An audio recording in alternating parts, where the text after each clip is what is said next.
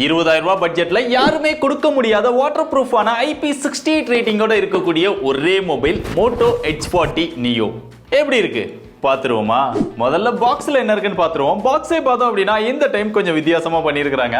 என்னடா இவ்வளவு சீப்பா பண்ணிருக்காங்க அப்படின்னு பார்த்தா அது கிடையாது. பிளாஸ்டிக்கே இல்லாம ஒரு பேக்கேஜிங் கொடுத்துருக்கோம் அப்படிங்கறத இங்க மென்ஷன் பண்ணிருக்காங்க.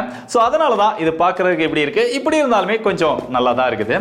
ஓபன் பண்ணா ஒரு குட்டி பாக்ஸ் கொடுத்துருக்காங்க. அதுக்குள்ள ஒரு யூசர் மேனுவல், ஒரு வாரண்டி கார்டு, ஒரு டிஃபரெண்டான பேக் கேஸ் பிளாஸ்டிக்ல தான் கொடுத்துருக்காங்க. பட் கலர்ஃபுல்லா இருக்கு. ஆனா குவாலிட்டி அந்த அளவுக்கு நல்லா இல்ல.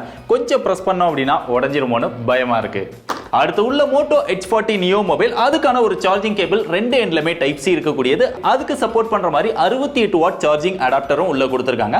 அவ்வளவுதான் பாக்ஸ்க்குள்ள இருக்கு. அப்படியே இங்க டிசைன் வந்தா பேக்ல லக்ஸூரியஸ் வேகன் லெதர் வந்து கொடுத்திருக்காங்க. கையில தொட்டு பார்க்கும்போது இங்க மேட் ஃபினிஷ் தான் கொடுத்திருக்காங்க. இருந்தாலுமே ஸ்மூத்தா சாஃப்டா இருக்கு. அது போக கையில பிடிக்கும் போதுமே ஒரு நல்ல ஃபீல் இருக்கு. எப்பயும் போல சென்டர்ல அந்த Moto பிராண்டிங் கொடுத்திருக்காங்க. மேல ரெக்டாங்கிள் ஷேப்க்குள்ள கேமராஸ் கொடுத்திருக்காங்க. ஒருவேளை உங்களுக்கு இந்த லெதர்லாம் வேணாம்ப்பா, எனக்கு பிடிக்கவே பிடிக்காது அப்படின்னு நினைச்சீங்கன்னா பிளாக் கலர்லயும் இன்னொரு வேரியன்ட் இருக்கு. அது தேவை அப்படினாலுமே நீங்க வாங்கிக்கலாம். அப்படியே மொபைலோட திக்னஸ் பார்த்தா 7.9 mm இருக்கு. வெயிட்டுமே 172 கிராம் தான் இருக்கு. அதனால கம்பாக்டா நம்ம யூஸ் பண்றதுக்கு நல்லா இருக்கு. சிங்கிள் ஹேண்ட் யூஸ்க்குமே ரொம்பவே பெஸ்டா இருக்கு. இப்போ இந்த மொபைல்ல ஹைலைட்டான விஷயமே இதோட IP ரேட்டிங் தான். இந்த பட்ஜெட்ல யாருமே IP68 ரேட்டிங்கோட மொபைல் போன் வந்து லான்ச் பண்ணதே கிடையாது.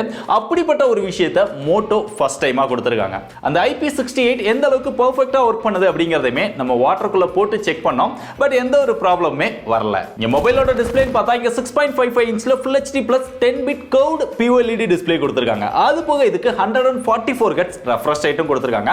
டிஸ்ப்ளேயோட எக்ஸ்பீரியன்ஸ் நல்ல ஸ்மூத்தா இருக்கு. இந்த refresh ரேட்டால பேட்டரி அதிகமா கன்சியூம் பண்ணுது அப்படின்னு நினைச்சாலுமே நீங்க 120, 60 இந்த மாதிரி ஆப்ஷன்ஸ் வந்து வச்சுக்க முடியும். பட் 90 கான ஆப்ஷன் கொடுத்திருந்தாங்கன்னா இன்னும் நல்லா இருந்திருக்கும். இதெல்லாம் தேவையில்லை அப்படினாலுமே நீங்க ஆட்டோ அப்படிங்கிற இந்த ஆப்ஷனை செலக்ட் பண்ணிக்கலாம். அது போக இந்த டிஸ்ப்ளேக்கு HDR10+ சப்போர்ட் இருக்கு. டிஸ்ப்ளேயோட விஷுவல் எக்ஸ்பீரியன்ஸ் அப்படின்னு பார்த்தா நல்ல ரிச்சா வைப்ரண்டா ஒரு கிறிஸ்பான எக்ஸ்பீரியன்ஸ் இருக்கு. பார்க்கும்போது அந்த கலர்ஸ் எல்லாமே ரொம்பவே நல்லா இருக்கு. அப்படியே டிஸ்ப்ளேயோட பிரைட்னஸ் வந்தா இங்க பீக் பிரைட்னஸா 1300 nits கொடுத்திருக்காங்க. அவுட்டோர்ல டைரக்ட் சன்லைட்ல யூஸ் பண்ணும்போது நல்ல பிரைட்டான டிஸ்ப்ளேவாவே இருக்குது. ஓவராலா டிஸ்ப்ளேயோட எக்ஸ்பீரியன்ஸ் இந்த பட்ஜெட்க்கு சம மாசா கொடுத்திருக்காங்க. அப்படியே மொபைலோட கேமரா வரும்போது ரியர்ல டுயல் கேமரா செட்டப் கொடுத்திருக்காங்க. பிரைமரி சென்சாரா 50 மெகாபிக்சல் OIS சப்போர்ட்டோட வருது. அது போக இங்க செகண்டரி சென்சாரா 13 megapixel ultra wide angle sensor கொடுத்திருக்காங்க. அதுக்குள்ளேயே மேக்ரோவும் வந்துருது. பட் நிறைய மாடல்ல பார்த்தோம் அப்படின்னா அல்ட்ரா வைட் ஆங்கிள் சென்சார் கூட கவர் பண்ண மாட்டேங்கிறாங்க. பட் இவங்க கொடுத்து அதையுமே 13 மெகாபிக்சல் கொடுத்தது ஒரு நல்ல விஷயம் அப்படின்னு சொல்லலாம். கேமராவோட பெர்ஃபார்மன்ஸ் அப்படின்னு பார்த்தா ரியர்ல அந்த பிரைமரி சென்சாரை யூஸ் பண்ணி நல்ல லைட்டிங் கண்டிஷன்ஸ்ல எடுக்கும்போது போட்டோ வந்து நல்லாவே எடுத்து தருது. அந்த கலர்ஸ் வந்து நல்லா ஏத்தி தருது. போட்டோல டீடைல் நல்லா இருக்கு. டைனமிக் ரேஞ்சுமே நல்லா இருக்கு. பட் சில நேரம் பார்த்தோம் அப்படின்னா அந்த கலர்ஸ் வந்து ரொம்ப ஏத்தி தரதுனால ஒரு சில டைம் ஓவர் சேச்சுரேட்டடா இருக்கிற மாதிரி ஒரு ஃபீல் இருக்கு. அப்படியே லோ லைட்ல எடுத்தா ஷார்ப்னஸ் எல்லாம் நல்லா இருக்கு. டீடைல் ஓரளவு ஓகேவா இருக்கு. இன்னும் கொஞ்சம் நைட் மோட் இதெல்லாம் யூஸ் பண்ணி எடுக்கும்போது அந்த நாய்ஸ் வந்து கம்மியா இருக்கு. அதே மாதிரி அல்ட்ரா வைடுக்கு வந்தா இங்க மேக்ரோவும் சேர்ந்து வரதுனால நீங்க க்ளோஸ் அப் ஷாட் எடுத்தாலும் சரி, இல்ல லாங்ல நல்ல வைடா ஷாட் எடுத்தாலும் சரி, இதோட அவுட்புட் வந்து இந்த பட்ஜெட்ல பெட்டராவே இருக்குது. அப்படிங்க செல்ஃபி கேமராக்கு வந்தா 32 மெகாபிக்சல் கொடுத்திருக்காங்க. பட் கேமராவோட பெர்ஃபார்மன்ஸ் அப்படின்னு பார்த்தா அந்த அளவுக்கு நம்மளோட எதிர்பார்ப்பை பூர்த்தி பண்ணல அப்படின்னு சொல்லலாம். நீங்க நல்ல லைட்டிங் கண்டிஷன்ஸ்ல எடுத்தீங்க அப்படின்னா போட்டோஸ் வந்து ஓரளவு நல்லா இருக்கு. பட் இன்டோர்ல இந்த மாதிரிலாம் எடுக்கிறீங்க அப்படின்னா ரொம்ப ஓவர் ஷார்ப்பா இருக்கு. அந்த கலர்ஸ் எல்லாம் அந்த அளவுக்கு பெட்டரா எடுத்து தரல. அதே மாதிரி போர்ட்ரைட் ஷாட் அப்படின்னு பார்த்தா ரியர் அண்ட் செல்ஃபி ரெண்டுலயுமே அந்த எட்ஜ் டிடெக்ஷன் வந்து இன்னும் கொஞ்சம் பெட்டரா இருந்தா நல்லா இருக்கும். இதுல கேமராவோட ஃபீச்சர்ஸ்னு பார்த்தா இங்க ஸ்பாட் கலர் அப்படின்னு ஒரு ஆப்ஷன் கொடுத்திருக்காங்க. இது போட்டோவுக்கும் கொடுத்திருக்காங்க, வீடியோவுக்கும் கொடுத்திருக்காங்க. நீங்க ஒரு பர்టిక్యులர் ஆப்ஜெக்ட்டை மட்டும் கலர்ல எடுக்கணும், மத்ததெல்லாம் பிளாக் அண்ட் ஒயிட்ல எடுக்கணும் அப்படின்னா அந்த பர்టిక్యులர் ஆப்ஜெக்ட்டை மட்டும் செலக்ட் பண்ணிட்டு அந்த கலர் நீங்க அட்ஜஸ்ட் பண்ணீங்க அப்படின்னா அது மட்டும் கலர்ல தெரியுற மாதிரி மத்ததெல்லாம் பிளாக் அண்ட் ஒயிட்ல தெரியுற மாதிரி நீங்க வச்சிட்டு அந்த போட்டோஸ் வந்து எடுத்துக்க முடியும். இது ஒரு சில டைம் வந்து பெர்ஃபெக்ட்டா வொர்க் பண்ணுது. ஒரு சில இடங்கள்ல வந்து அந்த அளவுக்கு பெர்ஃபெக்ட்டா இல்ல. இருந்தாலும் இந்த மாதிரி ஒரு ஃபீச்சர் இருக்குங்கறத தெரிஞ்சுக்கோங்க.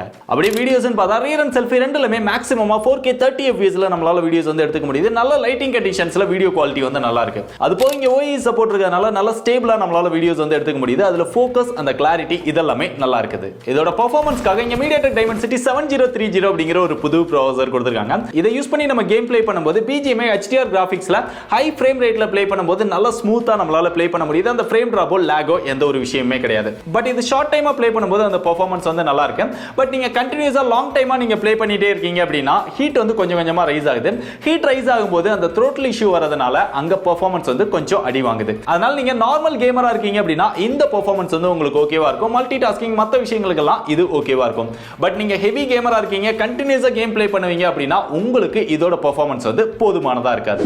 அது போக இதோட ஆண்ட்ராய்டு ஸ்கோர் அப்படின்னு பார்த்தா நம்ம செக் பண்ணப்ப அந்த GPU ஸ்கோர் வந்து ரன் ஆகல. அது இல்லாமலே கிட்டத்தட்ட 4 லட்சத்துக்கிட்ட வந்தது. அது ரன் ஆயிருந்தது அப்படின்னா ஒரு 5 லட்சம் இதோட ஆண்ட்ராய்டு ஸ்கோர் வரும். இதில் நம்ம த்ரோட்டில் டெஸ்ட்டுமே பண்ணி பார்த்தோம். இது மேக்ஸிமமா இதோட பெர்ஃபார்மன்ஸ் 79% தான் யூஸ் பண்ணுது. ஒரு 90% எபோ இருந்தது அப்படின்னா பெர்ஃபார்மன்ஸ் வந்து நல்லா இருந்திருக்கும். இந்த த்ரோட்டில் இஷ்யூ வரதுக்கு முக்கியமான காரணமே இதோட ஹீட்டிங் தான். நம்ம கண்டினியூஸா கேம் ப்ளே பண்ணிட்டு இருக்கும்போது அந்த ஹீட் வந்து ரொம்பவே ரைஸ் ஆயிருது. டிஸ்பிளேல கூட அந்த ஹீட் வந்து நல்லாவே தெரியுது. அந்த டைம்ல திடீர்னு கால் வந்து நம்ம போன் எடுத்து காதுல வச்சிட்டோம் அப்படின்னா அயன் பாக்ஸை வச்சு ஒரு ஃபீல் இருக்கு. அந்த அளவுக்கு சூடு இருக்கு, தாங்க முடியல. அதனால இந்த மொபைல் ஹெவி கேமருக்கு செட் ஆகாது. அடுத்து இதோட சாஃப்ட்வேர் பார்த்தா இங்க out of the box latest வெர்ஷனான Android 13 தான் கொடுத்திருக்காங்க.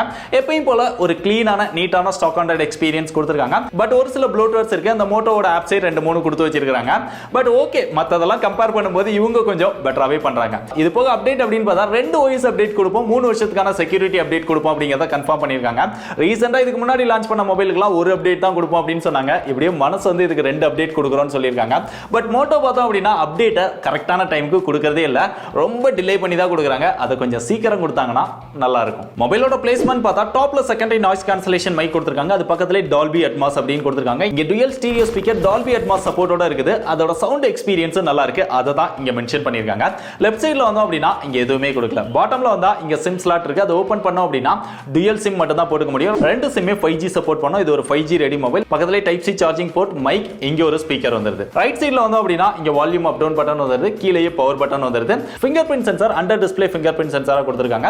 நல்ல ஃபாஸ்டா அக்யூரேட்டா இருக்கு. மொபைலோட பேட்டரின்னு பார்த்தா மொபைல் கம்பாக்டா லைட் வெயிட்டா இருந்தாலுமே இதுக்குள்ள 5000 mAh பேட்டரி கெபாசிட்டி கொடுத்திருக்காங்க. ரொம்பவே நல்ல விஷயம் இல்ல. பொதுவா இவ்வளவு வெயிட்ல கொடுக்குறாங்க அப்படின்னா 4500 இல்ல அது கம்மியா தான் கொடுப்பாங்க. பேட்டரியோட பெர்ஃபார்மன்ஸ் அப்படின்னு பார்த்தா நீங்க 144 Hz ரெஃப்ரெஷ் ரேட்ல யூஸ் பண்றீங்க அப்படின்னா ஒரு டே டைம் குள்ளேயே பேட்டரி வந்து முடிஞ்சு போயிடும். இல்ல உங்களுக்கு பெட்டரான பெர்ஃபார்மன்ஸ் வேணும் அப்படின்னு நினைச்சீங்கன்னா 120 Hz இல்ல 60 Hz ல வச்சு யூஸ் பண்ணீங்கன்னா இன்னும் கொஞ்சம் பெட்டரான பேட்டரி பெர்ஃபார்மன்ஸ் கிடைக்கும். மத்தபடி பேட்டரி இன்னும் கொஞ்சம் ஆப்டிமைஸ் பண்ணி பெட்டரா கொடுத்தா நல்லா இருக்கும். இருந்தாலுமே 68 வாட் சார்ஜிங் சப்போர்ட் இருக்கறனால பேட்டரி குறைஞ்சாலுமே டக்குன்னு நம்மளால சார்ஜ் பண்ணிக்க முடியாதனால அது பெரிய ப்ராப்ளமா தெரியல. கடைசியா அதோட பிரைஸ்ன்னு பார்த்தா இதுல 2 வேரியன்ட் வந்து லான்ச் பண்ணிருக்காங்க. 8+128, 12+256. 8+128 24000 ரூபாய் பிரைஸ் செக்மென்ட்க்கு, 12+256 26000 ரூபாய் பிரைஸ் செக்மென்ட்க்கு சேல் பண்றாங்க. அது போக இன்ட்ரோடக்டரி ஆஃபரும் கொடுக்குறாங்க. நீங்க பேங்க் கார்டு யூஸ் பண்ணி வாங்குனீங்கன்னா உங்களுக்கு ஒரு 3000 ரூபாய் வரைக்கும் டிஸ்கவுண்ட் கிடைக்கும். அதனால 8+128 21000க்கு, 12+256 23000 ரூபாய்க்கு வாங்கிக்க முடியும். இந்த பிரைஸ்க்கு இது வாங்கலாமா வேண்டாமா அப்படின்னு கேட்டீங்கன்னா கம்பாக்டா நல்ல ஸ்டைலான ஒரு டிசைனோட IP68 ரேட்டிங் இருக்கு. அது போக சூப்பரான டிஸ்ப்ளே இருக்கு. ஒரு டீசென்ட்டான பேட்டரி பேக்கப் இருக்கு. க்ளீனான சாஃப்ட்வேர் எக்ஸ்பீரியன்ஸ் இருக்கு. இதெல்லாம் உங்களுக்கு தேவை அப்படின்னு நினைச்சீங்கன்னா இந்த மொபைலை தாராளமா கன்சிடர் பண்ணலாம். அதே நேரத்தில் உங்களுக்கு ஒரு பெஸ்டான கேமரா எக்ஸ்பீரியன்ஸ் வேணும், பெஸ்டான கேமிங் பெர்ஃபார்மன்ஸ் வேணும் அப்படின்னு நினைச்சீங்கன்னா இதை விட பெட்டரான ஆல்டர்னேட் சாய்ஸ் நிறைய இருக்கு. பட் அதுலலாம் IP68 ரேட்டிங் இருக்காது. அப்படி ஓகே அப்படின்னாலுமே நம்மளே நிறைய அன்பாக்சிங் பண்ணியிருக்கோம். அதெல்லாம் செக் பண்ணி பாருங்க.